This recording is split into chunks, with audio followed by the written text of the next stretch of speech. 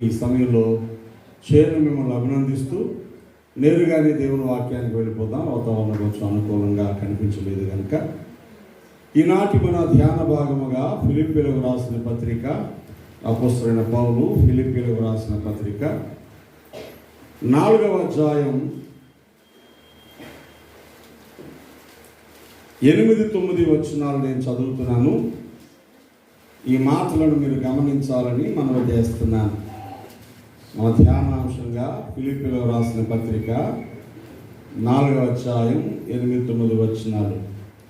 మెట్టుకు సహోదరులారా, ఏ యోగ్యత అయినను మెప్పైనను ఉండిన ఎడల, ఏవి సత్యమైనవో, ఏవి మాన్యమైనవో, ఏవి న్యాయమైనవో, ఏవి పవిత్రమైనవో, ఏవి రమ్యమైనవో, ఏవి ఖ్యాతి గలవో వాటి మీద ధ్యానముంచుకొనుడి. మరియు మీరు నా వలన నేర్చుకొని అంగీకరించుతురో, ఏవి నేర్చుకొని అంగీకరించుతురో, నా యందున్నట్టుగా ఏవి వింటిరో, ఏవి చూచుతురో అట్టి వాటిని చేయుడి. అప్పుడు సమాధానకర్త దేవుడు మీకు తోడై ఉండును. దేవుడి మాటలు దీవించి మన హృదయాల్లో పరిపూర్ణమైనటువంటి వాక్య దీవెన నింపాలని ప్రార్థన చేద్దాం. నాతో పాటు ఏకీభవించండి. పరిశుద్ధుడైన తండ్రి, నీ పాదములు వందనాలు స్తోత్రాలు చెల్లిస్తున్నాను. సకల సార్వత్రిక సంఘంతో పాటు మేము కూడా మీ దయను కోరి మీ సన్నిధిలో చేరి ఉన్నాం, పాడుకున్నాము, స్తుతించాము. నీ వాక్కు చేత మమ్మల్ని దర్శించమని వేడుకుంటున్నాం. నీ మాటలలో మా ప్రభా, మా బ్రతుకుల పట్ల క్షేమం దాచబడి ఉంది కనుక ఆ దీవెన పొందుకునే కృప మాకు కలుగు చేయండి. మేలు చేయమని యేసు పరిశుద్ధ నామమున ప్రార్థిస్తున్నాను తండ్రి. ఆమేన్, ఆమేన్, ఆమేన్. ప్రభునందు ప్రియులైన మీ అందరికీ మరొకసారి యేసయ్య పేరిట శుభాలు తెలియజేస్తున్నాను. అందరూ బాగున్నారా? మంచిది ప్రియులారా. దేవుని వాక్యంలో మానవ జీవితానికి కావలసిన అన్ని ఆశీర్వాదాలు దాచబడ్డాయి.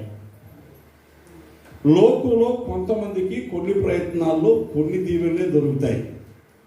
బాగా కష్టపడి ప్రయాసపడి డబ్బు సంపాదిస్తే డబ్బుతో చాలా సుఖాలు కొనుక్కోవచ్చు, కానీ మనశ్శాంతిని కొనుక్కోలేమన్న సంగతి మన అందరికీ తెలుసు. మంచి మంచాన్ని కొనుక్కోవచ్చు, నిద్ర కొనుక్కోలేము, అవునా? మంచి భోజనాన్ని సిద్ధం చేసుకోవచ్చు, ఆకలి కొనుక్కోలేము, అవునంటారా కాదంటారా? మంచి ఇల్లు కట్టుకోవచ్చు, ఇంటిలో మనుషుల మధ్య ఐక్యత కొనుక్కోలేము. డబ్బుతో కొనుక్కోలేనివి చాలా ఉన్నాయి. ఇవి ఏ మనుషులు ఇచ్చేవి కావు, ఇంకెక్కడా దొరికేవి కావు. అది కేవలం మానవ జీవితాలకు నిర్మాణకుడు, మనిషి జీవితానికి ఆది అంతమైనటువంటి యేసుక్రీస్తు ప్రభువులో మాత్రమే దొరుకుతాయి. దేవునికి స్తోత్రం. ఆ మాట విన్నాం మనం. ప్రయాసపడి భారం మోసుకుంటున్న సమస్తమైన వారులారా నా యొద్దకు రండి, నేను మీకు విశ్రాంతి కలుగజేస్తానని ప్రభు చెప్పిన మాట విన్నాం, వచ్చాం. కానీ వచ్చిన వారిలో కూడా ఎక్కువ మందికి మనశ్శాంతి ఉండదు. వచ్చిన వారిలో ఎక్కువ మంది ధీమాగా ఉండలేదు. వచ్చిన వారిలో ఎక్కువ మంది పరిస్థితులు వ్యతిరేకంగా మారినప్పుడు ప్రశాంతంగా ఉండలేదు. ఎందుకు అంటే వచ్చారు కానీ వారు చేయవలసింది వారు చేయలేకపోతున్నారు. వీళ్ళారా, ఓ సామెత ఉంది, గుర్రాన్ని నీటి వరకు తీసుకెళ్ళగలం కానీ దాంతో నీళ్లు తాగించలేము అని. మనుషులను ప్రభు సన్నిధిలో ఉంచగలుగుతున్నాం కానీ ప్రభు సన్నిధి వారిలోనికి తీసుకెళ్ళడానికి వారి హృదయాలు తెరవకపోతే ప్రయోజనం లేదు. ఈరోజు మూసివేయబడిన హృదయాలతో చాలామంది దేవుని సన్నిధిలో ఉంటున్నారు. ఎక్కడ చూసినా యావత్తు లోకంలో కొందరేమో ఆర్భాటంతో భక్తి చేస్తున్నాం అనుకుంటున్నారు, కొందరు చాలా సీరియస్గా మేము దేవునికి ఇష్టలుగా బ్రతుకుతున్నాం అనుకుంటున్నారు. కానీ తరచి చూస్తే చాలా మందిలో ఈ లోకమే కనబడతా ఉంది. అందుకు కారణం వారు చెయ్యవలసిన దాన్ని చెయ్యలేకపోతున్నారని నా అధ్యయనంలో నాకు అర్థమైంది. ఈరోజు దైవవాక్యంలో భక్త పౌరుడు కూడా దాన్నే జ్ఞాపకం చేస్తున్నాడు. మీరు గమనిస్తే మనం చదువుకున్న 8-9 వచనాలలో ఒక చిన్న మాట మీద లక్ష్యం ఉంచుదాం మనం. అదేంటంటే ఆఖరి వచనంలో ఏమని తెలుసా? అప్పుడు సమాధానకర్తయగు దేవుడు మీకు తోడై ఉండును అని. సమాధానాన్ని ఇచ్చే దేవుడు తోడై ఉంటే మనకు సమాధానం ఉంటుంది. ప్రేమ చూపించే దేవుడు మనకు తోడై ఉంటే మనం ప్రేమను అనుభవిస్తాం, ప్రేమను పంచుతాం. మనశ్శాంతినిచ్చే దేవుడు మనకు తోడై ఉంటే మనం మనశ్శాంతిగా ఉంటాం. ఇవాళ చదువుకున్న 111వ కీర్తనలో అందరికీ ఆహారం అనుగ్రహించేవాడని ఉంది. ఆహారం అనుగ్రహించే దేవుడు మనకు తోడై ఉంటే ఆహార సమృద్ధి కలిగి ఉంటాం. ఆరోగ్యం ఇచ్చే దేవుడు మనకు తోడై ఉంటే ఆరోగ్యవంతులుగా ఉంటాం. అయితే ఆ దేవుడు ఎప్పుడు తోడై ఉంటాడు అన్నది ఇక్కడ ప్రశ్న. అప్పుడు అని ఒక 3 అక్షరాల మాటను అక్కడ షరతుగా లేఖనం జ్ఞాపకం చేస్తూ ఉంది. భక్త పౌలు అప్పుడు సమాధానకర్తయ్య దేవుడు మీకు తోడై ఉంటాడు అని చెబుతున్నాడు. ఎప్పుడు అని ప్రశ్నిస్తే పైన 2 విషయాలు ఉన్నాయి. ఎప్పుడు తోడై ఉంటాడు? 8వ వచనంలో ధ్యానం ఉంచుకున్నప్పుడు అని చదువుకోవాలి. దేవునికి స్తోత్రం. అంటే భక్తుల యొక్క కాన్సన్ట్రేషన్, భక్తుల యొక్క ఆశ, ధ్యాస, తలంపు అన్నీ ఏదో ఒక దాని మీద ఉంటే దేవుడు తోడై ఉంటాడు. ఆ వాక్యాలను అలా క్లుప్తీకరించుకొని సులువుగా చెప్పుకుంటే దేని మీద ధ్యానం ఉంచాలి? అక్కడ చాలా సంగతులు రాశాడు. నెంబర్ 1, ఏ యోగ్యత అయినను మెప్పు అయినను ఉండిన ఎడల. అంటే మీరు అర్హులైతే, మీరు కాస్తో కోస్తో మనుషుల చేత ప్రశంసించబడే పరిస్థితి ఉంటే మీ ధ్యానం దేని మీద ఉండాలా? అంటే సింపుల్గా చెప్తే మీరు భక్తులైతే, దేవుని సన్నిధికి వస్తే, దేవుని బిడ్డలైతే, ప్రార్థించేవారైతే మీ ధ్యానం దేని మీద ఉండాలా? అక్కడ రాయబడింది ఏవి సత్యమైనవో. దేవునికి స్తోత్రం. సత్యమైన దాని మీద మీ మనసు పెట్టుకోండి. ఏది సత్యము అంటే లోకంలో దేవుని సన్నిధి, దేవుని వాక్యము, దేవునితో సహవాసము తప్ప అంత మాయే. సత్యములకు భిన్నమైంది అసత్యము. అసత్యం అంటేనే మాయ. లోకంలో ఉన్నదంతా ఏంటి చెప్పండి? శరీరాశ, నేత్రాశ, జీవపడము, మాయే. అదేదో ఉంటే బాగుంటుంది అనుకుంటా, అది వచ్చాక ఇంకోటి కావాలనిపిస్తా ఉంటారు. కోరికలకు అంతము లేదు. మాయే. ఓ చిన్న ఇల్లు ఉంటే బాగుంటుంది అనుకుంటా, ఇల్లు కట్టుకున్నాక ఇంకో 2 గదులు ఉంటే బాగుంటుంది అనుకుంటా. ఆ వేళ అది ఉంటే చాలా అనిపించింది, అది వచ్చాక ఇంకొంచెం బాగుంటుంది. ఓ చిన్న బండి ఉంటే బాగుంటుంది అనుకుంటా, అది వచ్చాక ఇంకొంచెం పెద్ద బండి కావాలనిపిస్తుంది. ఆలోచించండి. ఎక్కడ ఇక చాలు అనే పరిస్థితి రాకుండా ఎప్పుడైతే హృదయంలో అది మాయలో ఉన్నట్టే లెక్క. రాత్రి జ్ఞాపకం చేసుకున్నాం, దేవుని ప్రజలు దేవుని నుంచి ఎన్నో పొందారు, కానీ ఇంకా దేవుని శోధించారు. పొందినప్పుడు దేవానికి స్తోత్రం అని చెప్పాలి కదా, స్తుతించలేదు కనుక సరికదా శోధిస్తూ వచ్చారు. కాబట్టి సత్యమైన వాటి మీద ధ్యానం ఉంచాలా, మాన్యమైన వాటి మీద ధ్యానం ఉంచాలా, న్యాయమైన వాటి మీద ధ్యానం ఉంచాలా, పవిత్రమైన వాటి మీద ధ్యానం ఉంచాలా, రమ్యమైన వాటి మీద ధ్యానం ఉంచాలా. ఖ్యాతి గలవంటే పేరు ప్రఖ్యాతులు 6 సంగతులు ఉన్నాయి. అది ఇప్పుడు చెప్పదలుచుకోలేదు నేను, ఇంకెప్పుడైనా దీనికోసం మాట్లాడదాం. 6 అమూల్యమైనటువంటి అంశాలు ఉన్నాయి. వాటి మీద ధ్యానం ఉంచుకోండి. ఇది మొదటి మాట. ఇక 2వ మాట, మీరు నా వలన ఏమి నేర్చుకుని అంగీకరించారో. 2, నా యందున్నట్టుగా ఏమి విన్నారో, ఏది చూచారో అట్టి వాటిని చేయండి. దేవునికి స్తోత్రం. మొదటిదేమో ధ్యానం ఉంచుకోనండి, 2వదేమో చేయండి. అప్పుడు దేవుడు మీకు తోడై ఉంటాడు. దేవునికి స్తోత్రం. అంటే మీ ఆలోచన సరిగ్గా ఉంచుకోండి, మీరు చేసే వాటిని క్రమంగా చేయండి. ఈ మాటల సారాంశం ఇదే. ఈ సమయంలో ఆలోచన దేవుని వాక్యము చేత మన హృదయాలకు అందించబడతా ఉంటుంది. బ్రతుకాలంతా విన్న వాక్యము ఆలోచనకు సంబంధించిందే. మందిరాల్లోకి రాగానే దైవజనులు లేక దేవుని వాక్యము మనకి ఏం చెబుతుందో అది ఆలోచించుకొని, ఆ తలంపులను బ్రతుకులో దాచుకొని అవి ఆచరించడానికి ప్రయత్నము చేయాలి. దేవునికి స్తోత్రంగా. చిన్నప్పుడు పిల్లలకి టేబుల్స్ నేర్పిస్తాం. ఎక్కాలు అంటారు కదా. ఎక్కడి నుంచి మొదలవుతాయి? 2 2 2 సార్ 4, 2 1 సార్ 2, అక్కడి నుంచి మొదలవుద్ది. దానివల్ల ప్రయోజనం ఏంటి? చిన్నప్పుడు నేర్చుకున్న 2వ ఎక్కం 3వ ఎక్కమంలో ఉపయోగం ఏంటి? కొన్ని ఎక్కాలో ఉపయోగం ఏంటి? మీరు చెప్పండి చూద్దాం. అవి అప్పటికి నేర్చుకుంటే ఆ క్లాస్ అయిపోద్ది అంతే, అప్పటి ప్రయోజనం. కానీ అవి నేర్చుకున్న తర్వాత జీవితం అంతా పనిచేస్తాయి. అవునా కదా?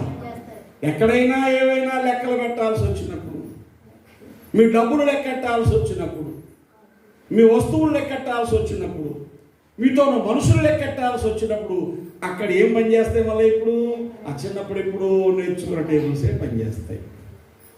అప్పుడు నేర్చుకున్నప్పుడు సరిగ్గా నేర్చుకోకపోతే వాటి అవసరం వచ్చినప్పుడు అది నీకు ఎలా పనిచేయదో ఇప్పుడు దేవుని సన్నిధిలో విన్న వాక్యాన్ని అది ఆకలింపు చేసుకుంటే ఆ వాక్యం అవసరం వచ్చినప్పుడు నీ జీవితానికి మేలు చేస్తా ఉంటారు. దేవునికి స్తోత్రం. కనుక ఎవరు అలాగూ దేవుని వాక్యం మీద లక్ష్యం ఉంచి, దేవుని మాటల మీద లక్ష్యం ఉంచి నేర్చుకుంటారో వారికి దేవుడు తోడై ఉంటాడు. ఇప్పుడు నేర్చుకున్న దాన్ని ఏం చేయాలి? నేర్చుకున్న దాన్ని ఆచరించాలి, అభ్యాసము చేయాలి. అందుకే అభ్యాసం చేయడానికి మాకు ఎలాగయ్యా, మాకు ఎవరో తెలియదు అంటారేమో అని పౌలు భక్తుడు అన్నారు. ఇదిగో నేను అవన్నీ ధ్యానం పెట్టుకొని నేను మీకు చెబితే నా వల్ల మీరు నేర్చుకున్నారు. నేర్చుకోవడమే కాదు, అది రైటేనండి, అలాగే ఉందని అంగీకరించారు. పోనీ నేను చెప్పానా అంటే చెప్పడం మాత్రమే కాదు, నేను నాలో వాటిని చూశారు. నేను చేశాను, నేను చెప్పింది విన్నారు, నేను చేసింది చూశాను. అంటే ఇప్పుడు నేనేం చేయడం చూశారో, నేనేం చెప్పడం చూశారో, నా వాళ్ళు ఏం బోధించబడ్డారో అట్టి వాటిని చేయండి. దేవునికి స్తోత్రం కలిగి ప్రభునందు దేవుని బిడ్డలారా, ఈరోజు దేవుని పిల్లలముగా, దేవుని సంఘముగా రక్షణలోనికి వచ్చిన తొలినాళ్ళ నుండి అనేకమైన దేవుని సంగతులు నేర్పించబడతా ఉన్నా. ఆ నేర్చుకున్న వాటిని తోటి విశ్వాసుల్లో కొంత, దైవజనుల్లో కొంత, ఏదో ఒక రూపంలో మనం చూస్తున్నాం. ఓహో, వీళ్ళు చెప్పేదాన్ని వీళ్ళు చేస్తున్నారు అని మనకు అర్థమవుతుంది. చూసి నేర్చుకున్నాం కొన్ని, విని నేర్చుకున్నాం కొన్ని. ఆ నేర్చుకున్న దాన్ని ఏం చేయాలి? ఇప్పుడు మనం దేవుని స్తోత్రం చెప్పండి. ఏం చేయాలి? మాట్లాడరేంటి? చెయ్యాలా? చెయ్యాలి. వంటలు చూడండి, వస్తువులు తయారు చేయడం చూడండి, అల్లికలు చూడండి, కుట్లు చూడండి, ఇంటికి సంబంధించిన సంగతులు చూడండి, ఒక వృత్తికి సంబంధించిన పనులు చూడండి. ఏదైనా ఎక్కడో చూస్తాం, నచ్చింది, మనం బాగుంది అనుకున్నాం, వాళ్ళు అడిగినది ఎలా చేశారని వాళ్ళు చెప్పారు, ఓసారి ట్రై చేద్దాం అనుకున్నాం, ఇంటి దగ్గర కూడా ఏం చేస్తాం, మనం చేస్తాం. చేస్తే కరెక్ట్గా వస్తుందా? కొన్నిసార్లు రాదు. ట్రైల్ అండ్ ఎర్రర్ మెథడ్ అంటారు దీన్ని. ఓసారి చేస్తాం, ఫెయిల్ అవుద్ది, మానేయం, మరలా చేస్తాం, కొంచెం సక్సెస్ అవుద్ది, మరలా చేస్తాం, ఈసారి ఇంకొంచెం సక్సెస్ అవుద్ది, మరలా చేస్తాం, ఈసారి బాగా వచ్చేది. ఎప్పటిదాకా చేయాలి అలాగా? Try and try until you get success. జయం వచ్చేదాకా చేస్తానే ఉండాలి. Practice makes man perfect. అవునా? చేస్తూ ఉండే ఏమైపోద్ది? వచ్చేస్తూ ఉంటుంది. దేవుని స్తోత్రం కలిగిన మీకు వచ్చిన ఏదైనా ఒక పని మీరు బాగా చేస్తారనుకుంటే అది రాత్రి వచ్చేయలేదు. వచ్చిందంటారా? మరి ఎప్పటికి వచ్చింది? ప్రారంభంలో అన్నం వండడం వచ్చింది అనుకోండి, మొట్టమొదటిసారి వండినప్పుడే సూపర్ వండేసిన ఎవరన్నా ఉన్నా చెప్పండి, చెప్పకూడదు సార్, రాలేదు. ఫస్ట్ ఉప్మా సూపర్గా చేసేవాడు ఎవరు చెప్పండి? అది రాయన్న అయిపోద్ది, జావన్న అయిపోద్ది. అవునా? ఫస్ట్ బూరెలు బాగా చేస్తున్నావు చెప్పండి, రాదండి. అలాగా అలా వస్తే ఎక్కడో 100కి 1,000కి ఒకసారి ఉంటారు. దేవుని స్తోత్రం చెప్పండి. నేను ఎవరి దగ్గర నేర్చుకోకుండానే ఫస్ట్ బండి తీసి వెళ్ళిపోయాను. దేవుని స్తోత్రం గారు. ఓ పాస్టర్ గారు ఏమో నన్ను దేబెట్టమన్నారు, తాడేపూడి ట్రైన్ ఎక్కించమన్నారు. తాడేపూడి వరకు 5 స్కూటర్ మీద తీసుకొచ్చారు. తాడేపూడిలో ట్రైన్ ఎక్కేసి బండి ఇంటి పట్టుకుపోన్నాను. నేను అప్పుడు దాకా ఎప్పుడు బండి తీయలేదు. తక్కువ దూరం కాదు, 20 కిలోమీటర్లు హైవేలో వెళ్ళాలి. ఓసారి ప్రార్థన చేస్తున్నాను, ప్రభా నాయన నేను చూసాను చాలా మంది తీయడం, దాని సంగతి లేదు, బేసిక్గా ఉన్నాయి, ఫస్ట్ బండి తీస్తున్నాను, సాయం చేయాలని ఇంటి పట్టుకుపోయాను. దేవుని స్తోత్రం. ఎవరిని గుద్దేయలేదు, అప్పటి నుంచి ఇప్పుడు దాకా ఎవరిని గుద్దేయలేదు. దేవుని స్తోత్రం కలిగినాక 35 సంవత్సరాలు బట్టి రకరకాల బళ్ళు తోలేని ఎవరిని గుద్దలేదు. అంటే దేవుని కృప అనుకోండి. చాలా మంది నన్ను గుద్దేశారు. దేవుని స్తోత్రం కలిగినాక కాళ్ళు విరిగిపోయింది, పక్కనే విరిగిపోయాయి. వాళ్ళు గుద్దేస్తే నేనేం చేయను? అంటే ఎక్కడో 100కి 1,000కి ఒకసారి ట్రైల్ వేసి సక్సెస్ అయిపోతాం, కానీ మ్యాక్సిమం ఫెయిల్ అవుతాం. ఫెయిల్ అయ్యాం కాబట్టి మానేస్తామా? మానేయమండి. సైకిల్ తొక్కుతున్నాం చూడండి, పడగానే మోకాలు చెప్పులు కదిలిపోతాయి, మోచేతులు గుద్దులు కదిలిపోతాయి, కొన్నిసార్లు పళ్ళు ఊడిపోతాయి, బుర్ర పక్క ఊడిపోతాయి. మానేస్తారండి? ఎరా నీళ్ళు మానేస్తామా? మళ్ళా తొక్కుతాం. దేవుని స్తోత్రం కలిగిన వచ్చేదాకా. అలాగే భక్తి జీవితంలో సైతాన్ ఏమంటాడంటే, నువ్వు ఉందాం అనుకున్నావు, నువ్వు చేద్దాం అనుకున్నావు, కానీ నీ వల్ల వదిలే అంటాడు. ఇది సులువు వినబడుతుంది. చెయ్యంటే కష్టంగా ఉంటుంది, వదిలే అంటే ఎలా ఉంటుంది? భలేగా ఉంటుంది. అందుకని భక్తిని సాధకం చేయము. ఇక్కడ సమాధానం కావాలంటే ఏం చేయాలి? సాధకం చేయాలి. దేవుడు తోడై ఉండాలంటే ఏం చేయాలి? సాధకం చేయాలి. నేను గబగబా ఓ 4 మాటలు చెప్తాను. భక్త పౌలు సంఘానికి దేవుడు తోడై ఉండాలంటే ఏమి నేర్పించాడు, ఏమి చేయమన్నాడు, ఏ బోధన సారాంశం ఉంది మనకు అర్థమైతే అది మనం చెయ్యాలి.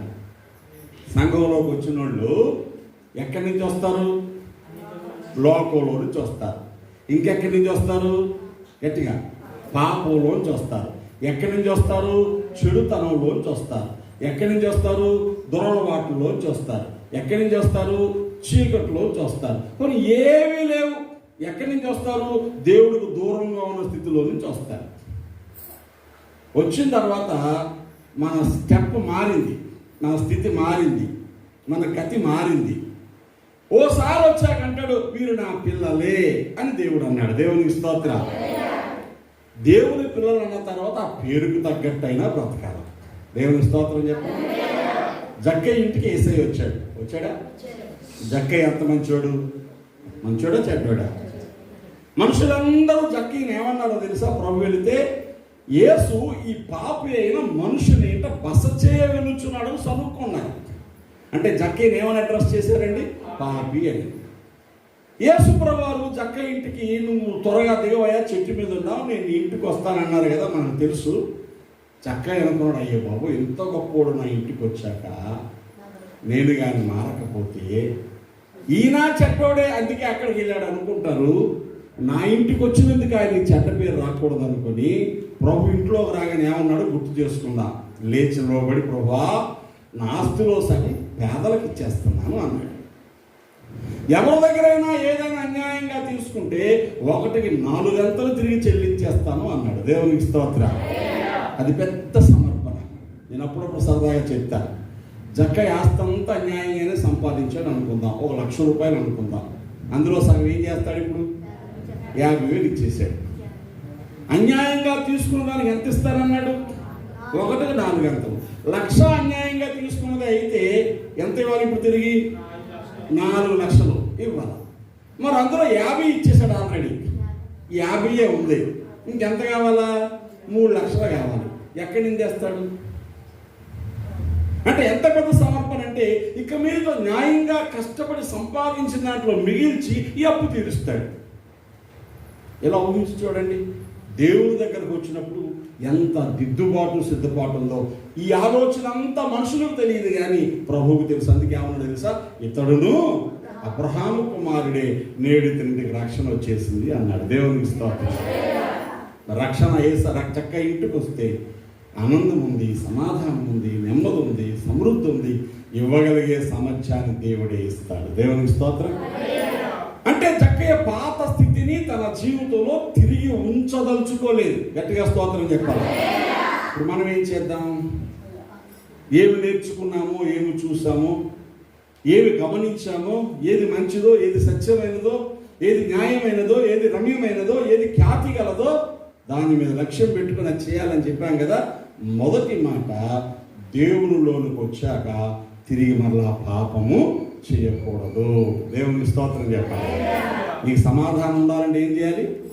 ముందు దేవునిలోనికి వచ్చాక మరలా పాపం చేయకూడదు. ప్రభువే చెప్పారు. యోహాను సువార్త 8వ అధ్యాయంలో పాపాత్మురాలైనటువంటి ఒక స్త్రీ వ్యభిచారంలో పట్టబడి ప్రభు దగ్గర తీసుకొని రాబడింది మనకు తెలుసు.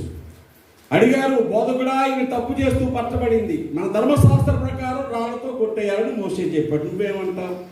ప్రభు ఏమన్నారు? నేనేమంటాను, కొట్టేయండి. అయితే మీలో పాపము చేయని వాడెవరో వాడు మొదట రాయలేదు.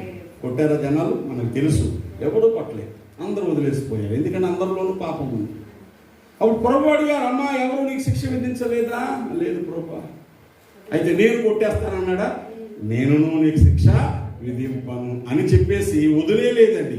11వ వచనం, 8వ అధ్యాయం 11వ వచనంలో ఆమె లేదు ప్రభువా నేను. అందుకు యేసు, నేను నీకు శిక్ష విధింపను, నీవు వెళ్ళి ఇక పాపము చేయకమని ఆమెతో చెప్పాను. గట్టిగా స్తోత్రం చెప్పాను.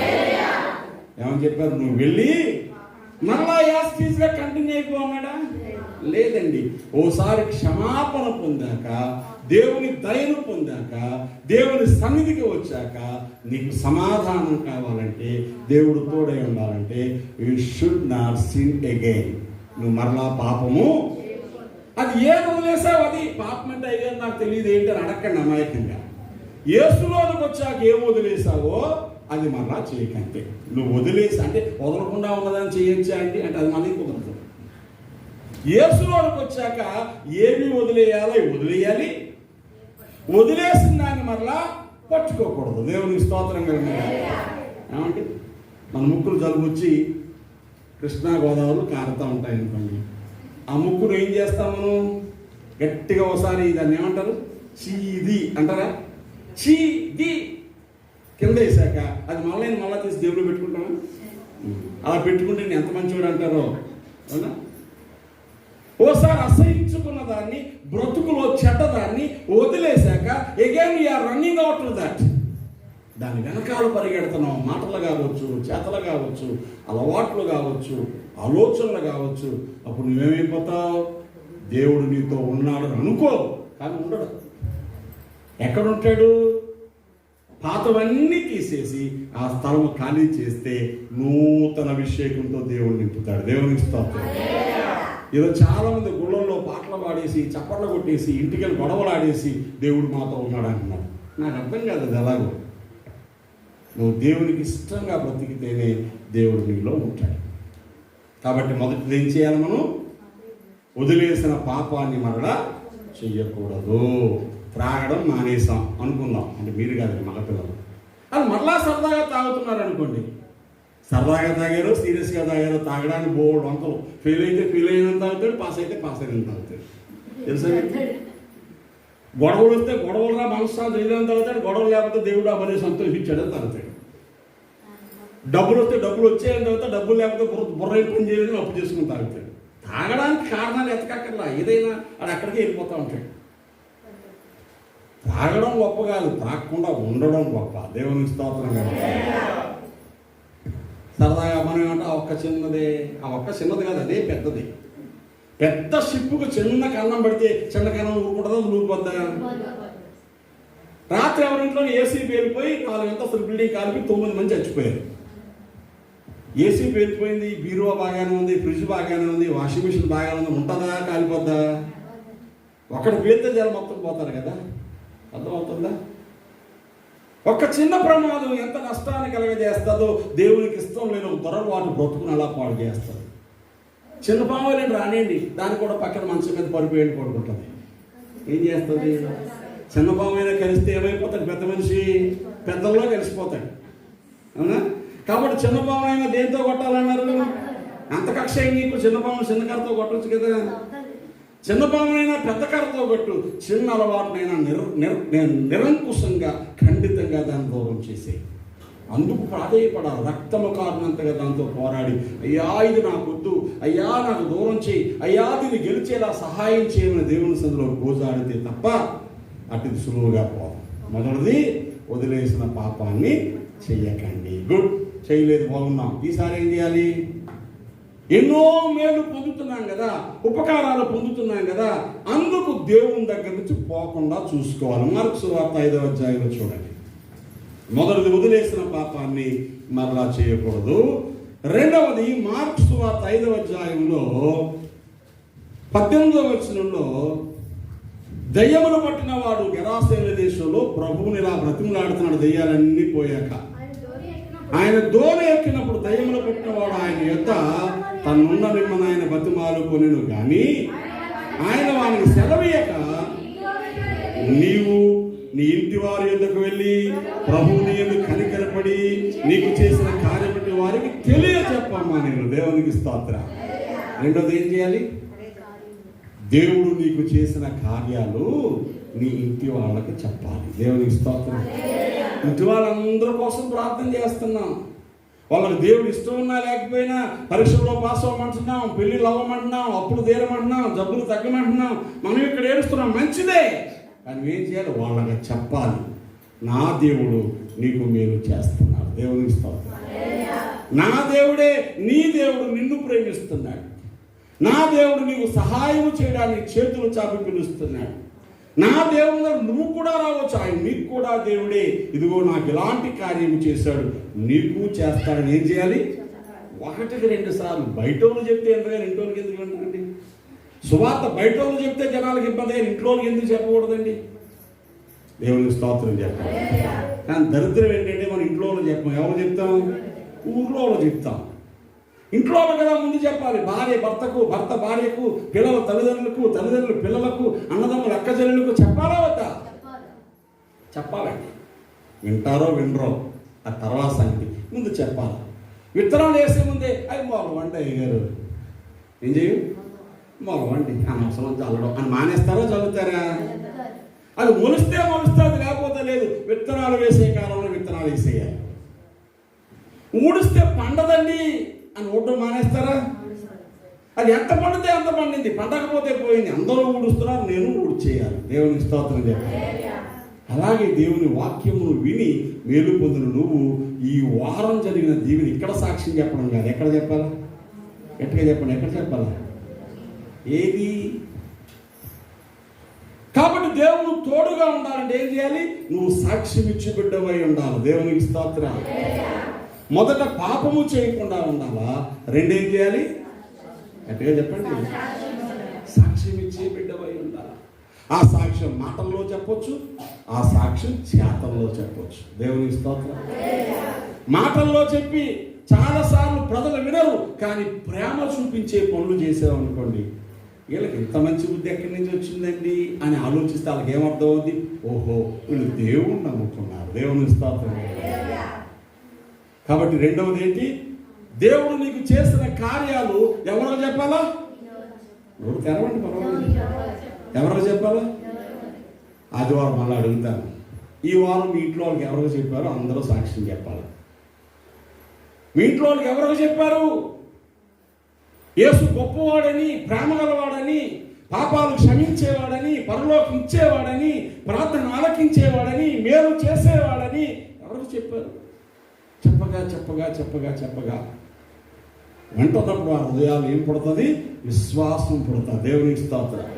నన్ను చూడండి రా ఎలా ఉండేవాడిను. ఆనందేవి చెప్పాడు అనుకోండి, రే నాయన నన్ను చూడరా ఎలా ఉండేవాడిను నేను. మా ఇంటికి వస్తే మా ఆవిడ భయపడేది, పిల్లలు భయపడేవారు, నా మీద నాకే అసహ్యం వేసేది. ఇదిగో 10 ఏళ్ళు అయింది, చూడరా ఎలా ఉన్నాను చెప్తే వింటారా వినరా? ఎందుకు వింటారు? కనబడుతున్నాడు కాబట్టి. దేవునికి స్తోత్రంగా వినరా? మోసే చెప్తే వింటారా వినరా? షట్రకు చెప్తే వింటారా వినరా? వారి జీవితాల్లో గతంలో ఉన్న సంగతులు ఇప్పుడు చూస్తే కనబడలేదు కాబట్టి. రూబేన్ చెప్తే వింటారా వినరా? రే నాయన నేను చచ్చిపోయాను రా, ఒకప్పుడు ఆపరేషన్ అయిపోయింది, పొట్ట చీల్చేశారా, చచ్చిపోవలసిన చచ్చిపోయాను అనుకున్నాను, మా ఆవిడ ఒంటరి అయిపోయింది అనుకున్నాను, నా పిల్లోడు అలాగే అయిపోతాడు అనుకున్నాను, కానీ బ్రతికాడు రా. ఈరోజు ఇల్లు కట్టాను, తమ్ముడికి ఇల్లు కట్టాను, ట్రాక్టర్లో కొన్నాను, పెళ్ళిళ్ళు చేశాను. చెప్తే వింటారా వినరా? మాట్లాడరేమండి? మరి ఎంతసేపు చెప్పకుండా తిరిగెత్తామంటే ఎలాగా? బ్రతుకున్నామంటే చెప్పడానికే. స్తుతి పాడుటకే బ్రతికించిన పాడేవలేదా? స్తుతి పాడడానికి బ్రతికించాడు, సాక్ష్యం ఇవ్వడానికి బ్రతికించాడు, ప్రజలకు చాటడానికి బ్రతికించాడు. నీ మాటల్లో చెప్పు, నీ చేతల్లో చెప్పు. దేవునికి స్తోత్రంగా. మొదటిది పాపాన్ని వదిలేయండి, నీకు చేయకండి. రెండవది నీకు చేసిన కార్యాలు వెళ్ళి చెప్పండి, అప్పుడు దేవుడు తోడై ఉంటాడు. మూడవది ఏంటి? రకరకాల మేలు పొందుతున్నామా లేదా? చిన్నయ్యో పెద్దయ్యో ప్రతి మేలును డబ్బులో పోల్చుకుంటూ ఒకసారి. నీకు జరిగిన ప్రతి మేలు డబ్బుతో పోలిస్తే అది వేలో లక్షలు అవుతుంది. అవుతుందా అవదా? ఎక్కడే చెప్పండి. మనంత మేలు పొందాక మనం ఏం చేయాలి? ఆసుపత్రికి వెళ్తే అన్ని వేలు ఖర్చు అవుతాయి, తప్పు వెళ్ళకుండా బాగయ్యావు. ఏం చేయాలి ఇప్పుడు? అది నా మాట కాదు. మార్కు సువార్త 1వ అధ్యాయంలో చూడండి. మార్కు సువార్త 1వ అధ్యాయంలో 43-44 వచనాలు. ఒక కుష్ఠరోగి బాగయ్యాడు.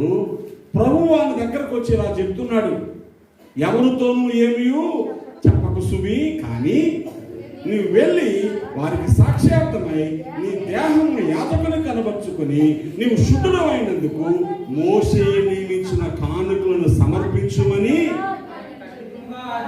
ఎలాగా? కుదిరితే అన్నాడా? వీలైతే అన్నాడా? అవకాశం ఉంటే అన్నాడా? కుదిరినప్పుడు అన్నాడా? లేదు.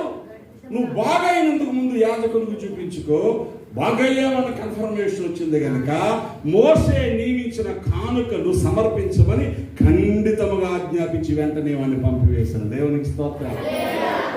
ఎందుకు? ఆ కానుక ఇవ్వకపోతే దేవుడికి ఏమన్నా లేదా? దేవుడికి తక్కువ ఉందా? కాదు.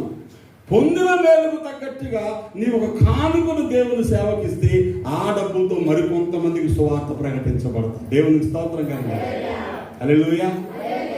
ఆ డబ్బులతో మరొకడు రక్షణ పొందుతాడు.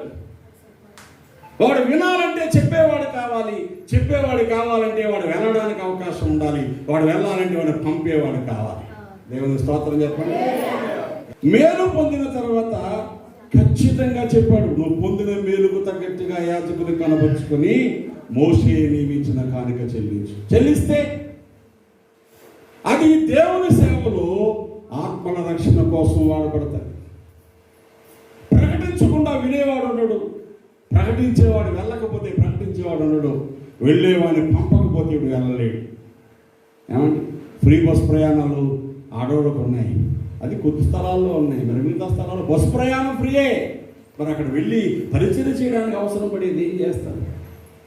నేను చెప్పాను రాత్రి, ఈ వారంలో ఎంతెంత దూరాలు ప్రయాణం చేశాను. ఈ వారంలో నా ప్రయాణాల కోసం అక్షరాలు 22,000 రూపాయలు ఖర్చు పెట్టాను ట్రావెల్కి, కార్ల కోసం. ఎవరు ఇవ్వాలి నాకు? అది ఎవరో ఒకరు ఇవ్వకపోతే నేను దొంగ నోట్లు ముద్ర వేసుకొని తిరగలేదు కదా. ఎవడెళ్ళమన్నాడండి మిమ్మల్ని అంత ఖర్చు పెట్టుకోనండి? ఏం చేయను, ఆయన పిలిచాడు, ఆయన పంపించాడు, వెళ్ళాల్సి వస్తుంది, చేయాల్సి వస్తుంది. దీనికి ఎవరో ఒకరిని దేవుడు లేపుతాడు. కొన్ని వందల మందికి సువార్త ప్రకటించాను. ఈ వారంలో జరిగిన 6 సభలలో కనీసం 5,000 మందికి దేవుని వాక్యాన్ని ప్రకటించాను. ఇంతమంది దేవుని వాక్యం వినడం అనేది ఎంత గొప్ప సంగతో. ఆరోగ్యాన్ని ఖాతరు చేయకుండా, అవసరాలు పెద్ద లెక్కల్లో తీసుకోకుండా పనిచేస్తూ వచ్చాను. ఇప్పుడు దీనిలో సహకరించే వారికి ఎంత ఆశీర్వాదం వస్తుంది. ఇప్పుడు ఊరకనేమంటే ఎవరిస్తారు? ఊరకనే వద్దు, మేలుకు తగినట్లుగా. దేవునికి స్తోత్రం కదా. ఇంతంత మేలు పొందావు. అపాయాల్లో, ఆపదల్లో, భద్రత లేని పరిస్థితుల్లో, పోగొట్టుకున్నవి తిరిగి సంపాదించే విషయాల్లో అప్పుడు ఏం చేయాలి? మనం ఏం చేయాలి? దేవునికి కృతజ్ఞతగా చెల్లిస్తే నువ్వు ఇచ్చేసింది ఊరికనే పోదు, దానికి రెట్టింపు నీకు ఇస్తాడు, పైగా దేవునికి తోడై ఉంటాడు. దేవునికి స్తోత్రం కదా. మూడవది ఏం చేయాలి? మేలుకు తగ్గట్టుగా దేవుని సేవకు ఇవ్వాలి. మొదటిది పాపము చేయకుండా ఉండాలి. రెండవది నీ సాక్ష్యాన్ని నీ ఇంటి వారికి మొదట చెప్పాలి. మూడవది నువ్వు పొందిన మేలుకు తగ్గట్టుగా దేవుని సేవకు ఇవ్వాలి. ఇక 4వది జ్ఞాపకం చేస్తే, నీవున్న సంఘములో, దాని విశ్వాస గృహము అంటారు. దేవునికి స్తోత్రం. నీవున్న సంఘములో నీవు ఏదో ఒక మేలు విసిగిపోకుండా చేస్తూనే ఉండాలి. గలతీ పత్రిక అపొస్తలుడైన పౌలు గారు సంఘానికి నేర్పించిన క్రమం ఇది. గలతీ పత్రిక 6వ అధ్యాయము 9-10 వచనాలు చదువుదాం. గలతీ పత్రిక 6వ అధ్యాయం 9-10 వచనాలు. మనము మేలు చేయుట యందు, దేవునికి స్తోత్రం చెప్పండి, మేలు చేయుట యందు, గట్టిగా చెప్పండి, మేలు చేయుట యందు. అంటే మేలు చేయుడితే ఏమొస్తుంది? ఇప్పుడు విసుగు వస్తుందని. ఏమొస్తుంది? మన కోటాలు ఎట్టారు, నేను కోటాలు ఎట్టారు, మళ్ళీ రేపు కోటాలు ఎడతారంట. అంటే విసిగిపోతే మన అన్నం తిన్నావు, నేను అన్నం తిన్నావు, రేపు అన్నం తినవా? మనం స్నానం చేసావు, ఇవాళ స్నానం చేసావు, రేపు చేయవా? మన పిల్లోడికి ఫీజు కట్టావు, నిన్న కట్టావు, రేపు కట్టవా? మన చుట్టాలంటి పెళ్ళికి వెళ్ళావు, ఇవాళ వెళ్తావు, రేపు పిలిస్తే వెళ్ళవా? అంటే బ్రతుకు కాలం నుంచి ఎలాగో తప్పవో, కష్టం అనిపించిన విసిగిపోకుండా ఎలా చేస్తామో, మేలు కూడా ఎలా చేయాలా? మాత్రం చెప్పండి ఒకసారి. చాలా కష్టంగా ఉన్నట్టుంది. మీరు ఎలా చేయాలండి? ఏం మేలు చేసావు? 4 నెలలు అయిపోయాయి. విశ్వాస గృహములో అనగా దేవుని సంఘములో నువ్వు చేసిన మేలు ఏంటో చెప్పు నాకు. 4 నెలలు అయింది. 4 మేలు చెప్పండి ఎక్కువ. అనగా మేలు చేయటం విసుగకై ఉందము. ఇంకెవరు చేయాలి? మనం మేలు చేయడం విసుగక ఉందము. మనం అలయక మేలు చేసితే మేని తగిల కాలం ముందు పంట కోస్తాం. దేవునికి స్తోత్రం. అలసిపోకుండా మేలు చేస్తే చేసిన మేలు ఉరికినే పోద్దండి. మనుషులు సైతం చేసిన మేలు మర్చిపోరండి. పశువులు సైతం చేసిన మేలు మర్చిపోవండి. మరి దేవుడు మర్చిపోతాడండి. అలసిపోకుండా నువ్వు మేలు చేస్తా ఉంటే దేవునికి స్తోత్రం. నా బూట్ల నిండా బురదైపోయింది రాగానే, క్షమించి తల్లి చెప్పేస్తున్నాను. చిన్న గుడ్డపట్టరమా తులుసుకుంటే రక్షణ కుమార్ పరిగెత్తుకొచ్చి గుడ్డపట్టుకొచ్చి గుడి తులిసేస్తుంది ఏకంగా. ఆగమ్మా చిన్నపిల్ల ఊరుతుంటే చిన్నపిల్ల పెద్ద పిల్లనయ్యా చూడాలయ్యా అంటుంది. పాస్టర్ అమ్మ తులిస్తే ఏమొచ్చేదని ఆశీర్వాదం వచ్చేదని. బురదొట్టుపోయి బూట్లు తులిస్తే ఆశీర్వాదం రాదు. దేవుని స్తోత్రం. నువ్వు బురదలోకి వెళ్ళకుండా ఉంటే వస్తుంది. దేవుని స్తోత్రం. కొంతమంది సకలమైనటువంటి దరిద్ర పనులు చేసి ఏదో మేలు చేద్దాం అలా రాదు. మళ్ళా మేలు ఎప్పుడు చేయాలి? పాపము చేయకుండా ఉండాలా, సాక్షి జీవితాన్ని కలిగి ఉండాలా. ఆ మూడవది ఏం చేయాలి? నువ్వు పొందిన ప్రతి మేలుకు దేవుని సేవకు ధారాళంగా నీ చేతులు చాపి సహకరిస్తూ ఉండాలా. అప్పుడు నువ్వేదైనా ఉపకారం మేలు చేస్తే అక్షేమం కలుగుతాయి. దేవుని స్తోత్రం. ఆ మూడు లేకుండా 3 చిల్లులను కొండలాగుండి అందులో ఎంత పోస్తే మాత్రం ఉంటుంది. మీరు మంచోళ్ళే, రక్షణమ్మ కోసం చెప్పట్లేదు. బిడ్డలందరూ దేవుని సేవకుడికి పరిచయం చేసే విషయంలో, మందిర సేవ విషయంలో అంత ఆశ కలిగి ఉన్నారు. కలిగితే మాకెందుకు చెప్పడం అంటే మీకే కదా, అలా కూడా చెప్తాను. ఇందులో చూసేవాడు దేవుని స్తోత్రం. హల్లెలూయా. అవునా? అయినా వింటున్న కొలది, చేస్తున్న కొలది ఇంకా ఎక్కువ, మరి ఎక్కువగా అలాగూ చెయ్యాలి. దేవునికి స్తోత్రం. ఎంత లోతుగా ఉంటే అంత మంచిది. దేవుని స్తోత్రం. అలసిపోకుండా ఏ చిన్న పని చేసినా ఒకరోజు మేలు కలుగుతారు. దేవుని స్తోత్రం. ఈ మధ్యలో పిల్లలకు పొదుపు చేయడం నేర్పించడం కోసం ఛాలెంజ్ అనే ప్రక్రియ పెట్టారు. ఏంటో చెప్పనా? రోజు 10 రూపాయలు దాయండి అని. ఈ వారం 10 రూపాయలు దాయండి, వచ్చే వారం 20 దాయండి, తర్వాత వారం 30 దాయండి, వారం 10 పెంచుకుంటా వెళ్ళండి. సంవత్సరం అయ్యేసరికి కొన్ని వేల రూపాయలు ఉంటాయి. ఇంకొంతమందికి ఇంకో ఛాలెంజ్ పెట్టారు, ఎన్వోలప్ ఛాలెంజ్ అని. వారానికి 500 కవర్లో పెట్టి డబ్బాలు వేసేయండి. సంవత్సరం అయ్యేసరికి ఎంత ఉంటుంది తెలుసా? ఎవరు చెప్తారు?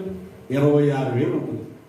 వారానికి 500 కవర్లో పెట్టి అందరూ వేసేస్తే వారానికి ఒక ఐస్ క్రీమ్ తినండి, రోజు డైరీ మిల్క్ చాక్లెట్ తినండి, అక్కడున్నా లేకపోయినా రోజు డ్రింకులు లోపల పోసేస్తా ఉండండి, కేకులు తినండి, పేస్ట్రీలు తినండి. సంవత్సరం వేసరికి జబ్బులు బాగా వస్తాయి. ఏమొస్తాయి? పనికిరాని తింటే జబ్బులు వస్తాయి. అవి తినేసాం అనుకున్న ప్రక్కనేస్తే డబ్బులు వస్తాయి. దేవుని స్తోత్రం. యూదులు పిల్లలకి సంపాదించడం నేర్పిస్తారు. ఎలాగో చెప్పినా, చిన్నప్పుడు అది పాకెట్ మనీ ఇస్తారనుకోండి. అంటే ఎలా ఇస్తారు? చిన్న పని చెప్పారనుకోండి, అరే కొట్టుకెళ్ళి పని చేయి వారం అంతా, చెప్పిన ఎన్ని తెస్తే వారంలో 100 రూపాయలు నీ పాకెట్ మనీ ఇస్తున్నాను రా అంటారు. ఇచ్చిన 100కి 3 కవర్లు ఇస్తారంట. ఏంటా 3 కవర్లు? ఇదిగో 40 రూపాయలు నువ్వు ఖర్చు పెట్టేసుకొని నచ్చింది తిను, కొనుక్కో. 40 రూపాయలు నువ్వు దాసేసుకో, 20 రూపాయలు దేవునికి ఇచ్చేయి. దేవుని స్తోత్రంగా ఉంది. ఆడికి ఏమర్థం అవుతుంది? ఇప్పుడు 100 సంపాదిస్తే 40 ఖర్చు పెట్టుకోవాలా, మిగతా 40 రేపటికి దాసేయాలా, 20 నాది కాదు దేవునికి ఇచ్చేయాలి. వీళ్ళు పెద్ద అయిన తర్వాత స్వేచ్ఛగా ఖర్చు పెట్టుకోవడం వస్తుంది, రేపటి కోసం దాచుకోవడం వస్తుంది, దేవునికి పేదలకు ఇవ్వడం వస్తుంది. మనకు ఎంత వస్తే అంత తినే లేదా దాసేయి. తినేస్తే జబ్బు వస్తుంది, దాసేస్తే ఎత్తుకుపోతాడు ఎవడు. ఎందుకని అందులో దేవుడికి చోటు లేదు. కనుక విశ్వాస గృహములకు మేలు చేయడానికి తీర్మానించుకోవాలి. నాకున్నది నాకింత, నా దేవుని ఇంటికింత, నా దేవుని సేవలో పేదలకింత, సేవకులకింత నిర్ణయించుకుంటే నీకున్న కొంచెమే నీకు మిగిలినంతగా దేవుడు చేస్తాడు. దేవుని స్తోత్రం. దేవుడు తోడై ఉండడా అండి? చెప్పండి, ఉంటాడా ఉండడా? ఎవరో తోడై ఉంటాడు. ఏవి మంచివో, ఏవి గొప్పవో, ఏవి యోగ్యమైనవో, ఏవి ఖ్యాతి గలవో దాని మీద లక్ష్యం ఉంచుకొని దేనిని సేవకులు నేర్పారో, ఏది సేవకులు సంఘము చేస్తూ వచ్చిందో దాన్ని చెయ్యాలి. 2 పనులు, 1 నేర్చుకో, 2 చెయ్యి. ఏం చేయాలంటే మళ్ళా 4 మాటలు చెప్పాను. ఏం చేయాలి? వదిలేసిన పాపం జోలికి వెళ్ళకు. నువ్వు పొందిన ఆ మేలు ఉపకారాలు నీ ఇంటి వారికి సాక్ష్యం చెప్పు, సాక్షిగా బ్రతుకు. 3వది, పొందిన మేలుకు తగ్గట్టుగా దేవునికి కృతజ్ఞతా కానుకలు చెల్లించి. 4, దేవుని ఇంటికి, విశ్వాస గృహానికి నువ్వు మేలు చేయడంలో విసిగిపోవద్దు. దేవునికి స్తోత్రం. ఏదొక మేలు తగిన కాలం ముందు ఏం చేస్తాను? గట్టిగా చెప్పండి. అలయక మేలు చేతివేని తగిన కాలం ముందు మనం పంట కోస్తాం. దేవునికి స్తోత్రం కలిగింది. ఎవరి పంట అన్నా మనం కోసుకొచ్చేద్దామని చూస్తున్నాం తప్ప మన పంట మనం గుడెంత కాన్ చేయట్లేదు, వచ్చిన చిక్కు. కాబట్టి ఏం చేద్దాం మనం? నిజమైన ఆశీర్వాదము, దేవుడు తోడుగా ఉండే నియమము ఇక్కడ ఉంది. కనుక ప్రియా దేవుని బిడ్డలారా, ఈ మాటలు వింటున్న మీరు ఆ రీతిగా బ్రతకడానికి ప్రయత్నం చేద్దాం. హల్లెలూయా. అప్పుడు దేవుడు ఉంటాడా ఉండడా? ఎవరితో? నాకా చూస్తున్నారు అందరండి. దేవుడు ఎవరితో ఉంటాడండి? నాతో ఉంటాడంటే ఉండడండి. ఇలా ఎవరు చేస్తారో వాళ్ళతో ఉంటాడు. దేవునికి స్తోత్రం. అలా చేసిన వాళ్ళు చూసి ఊరందరూ దేవుడు లేని నీతో అన్నా కూడా భయం లేదు. ఎందుకని? ఆయన ఉంటాడు అక్కడ. దేవునికి స్తోత్రం గారు. ఆయన నీతోనే ఉంటాడు. సమాధానం తోడై ఉంటుంది, ఆరోగ్యం తోడై ఉంటుంది, ఆహారం తోడై ఉంటుంది, భద్రత తోడై ఉంటుంది. ఆశపడదాం. దేవా, అలాంటి కృప మాకు కలుగు చేయమని అడుగుదాం. ప్రభువుని దీవెన మనందరకు అనుగ్రహించును గాక. ఆమేన్. ప్రార్థన చేద్దాం. మోకరించండి. విన్న మాటలు మనసులోకి తెచ్చుకొని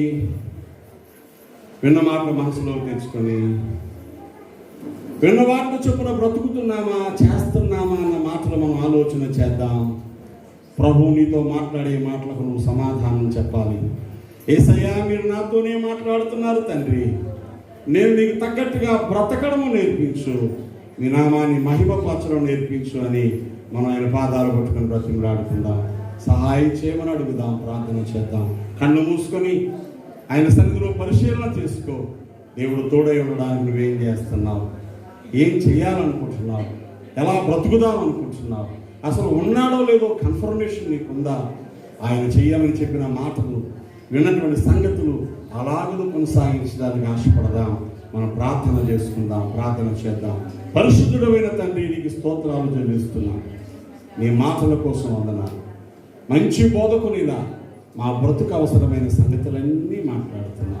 ఆ మాటల సారాంశాన్ని మా బ్రతుకులో వెంబడించి మేలు పొందగలిగే యోగ్యమైన స్థితి మాకు కలుగు చేయమని వేడుకుంటున్నాం. ఈ మాటలు మాలో ఫలింప చేయమని, వింటున్న వారికి దీవెనను గ్రహించమని యేసు నామమున ప్రార్థిస్తున్నాను తండ్రి. ఆమేన్. ఆమేన్.